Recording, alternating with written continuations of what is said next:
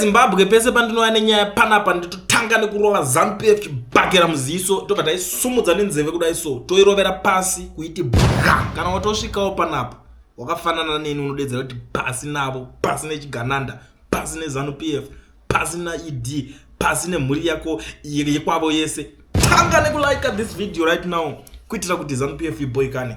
I'm back kunge msana ndadzoka nema updates right now. Regedza tingotanga nepandanzwira nyaya pari kunze VP Chiwenga is in Zambia right now. This is the current situation and vasangana na president wemuZambia comrade Hakainde Hichilema ndo vasangana naye. Inongozwa kuti unongozwa kuti pane pachingoitika zvakawanda vamwe mboti azviwanane avafakasangana and the one thing janda notice ndechekuti vanhu maZANU-PF structures, those guys vari structures eZANU-PF, some of them are in panic mode, some of them vari kungotarisa, vari kungomonitor movement kuti mashoko echi avari kutaurirana chichi unongoziva vanhu veZANU-PF vanedzunguka kuda kunzi vari kuprotecta munangagwa zvisingaite. They want to be like zvese zvine zvichingoitika vongonzi ndiri kunzwa information kakadai.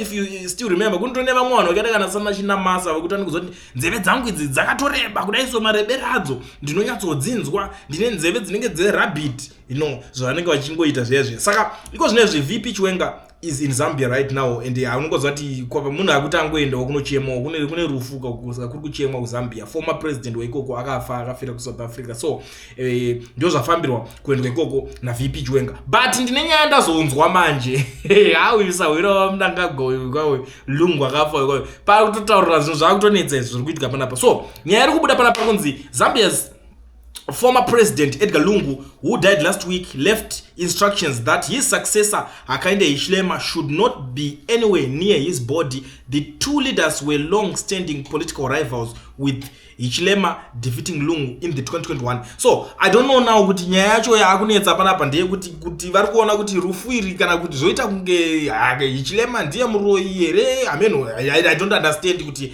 vari kuda kuti zvinyatsoita zvekunyatsoita sei kana nyaya yacho yakudai so, because there's people like that vanoti Hichilema ndiye muroyi ngaro wezvimozvo pamwe ndoti masongo tokatonyorwa palist.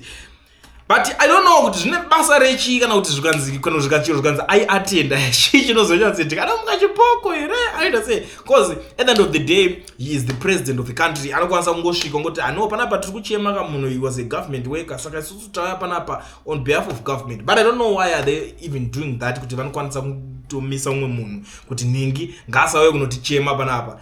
Ndoona kunge zvine basa, but it's always good kuti maZimbabweans mugare makaziva kuti nyaya dzepolitics zvinenge zvichiitika. Kune vamwe vanhu vanotozvipinda nemwoyo votopinda mubhonzo nayo politics kuti ninga akadai akatobva tadzodai ninga akadai. It's funny, it's not in Zimbabwe only. Zvinhu zvakadai so zviri kutoitika kuna naZambia kuti ninga anotoita grudge nemunhu ototi ninga anditodi kumuona, as if pane zvimwe zvichazobhenefita rufu rwake kune nyika yeZambia, oro pane zvimwe zvichazobhenefita rufu rwake kuna naHichilema wacho kana kuti kudidi. Anongoriwo mashura chaiwo atiri kusangana nawo. But anyway izvozvo zvinhu zvokuti it's not like hapana yakanyanya, because it's very common in the village. Ndo zvandinge zvichinyazoziva. But vanhu vari kuti he was a dictator anyway. What would happen to Hakainde Hichilema should be near his body? Answer this Tony. Timboona kuti chi chinoitika ndo vamwe vari kubvunzwa panapa.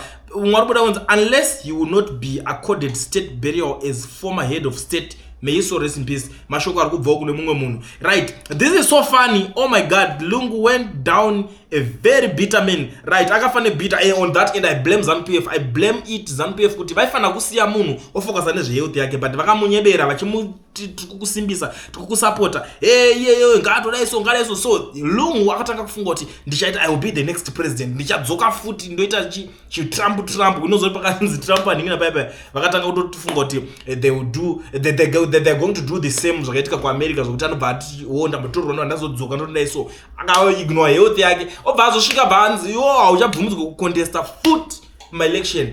I think body inobva yatanga kuripota kana une chirwere chemwoyo chekuti chichitembera kure kana kuti blood pressure inge ichimboti iri kutambira kure. I think zvinobva zvadzoka zvotanga kutsimbirira. Ndo maonero andakazviita zvakaitika ipapa. So on that one I blame ZANU-PF for deceiving Lungu kuti zvichaita uchadzoka uchaita futi president. Akuna zvakadaro, there's no such a thing. Kana ukatovhoterwa unzi wabuda because vanhu vanenge vakuona something better. Unozati even kubva madays acho pekunzi iye aida kuzorwa comeback rake pane zvinhu zvakatanga kutoitika in Zambia. To be very honest, ndakatanga kutoona ini ndichinzi Zambia mahwani kwazoitika zvakati, Zambia kwazodai so up to now iko zvinezvi hatichadzinzwe nyaya dzacho. Kwanzi kuri kuitwa load shedding yemazi hours mankani zvaitaurwa zvikanzi kuri kuzodidi zvakaoma. Because nyaya yacho ngaikuitika ka ndeyekuti ndikati nyaya yakarwadza apa ndeyekuti Lungu akabva aita opposition. Unozati akuna kamunhu anofira pachigaro like ndo zvinhu zvokuti chakaita chidzidzo kana kuti zvakaita kuti ZANU-PF igare yakatokwinya. Because ndakazonzwa munangagwa kuti una zvakaitika kuZambia unoda unofunga kuti zvichoitika kunoku. Onwa vanhu vokuti vanga vakutanga kutoningirikina kutorohwa nehana kuti something like that zvongona ngoitika ende chitori chidzidzo chakatodzidziswa vanhu muAfrica muno. Ndikona mumwe kuti I think it's safe to say HH entered ECL. It makes me wonder if he had any disdain for the people of Zambia because they are the reason of his historic loss. In Africa beliefs a word of the deceased should be undermined or ignored, so they will remain rivals to the graves until the next life, if there is next life.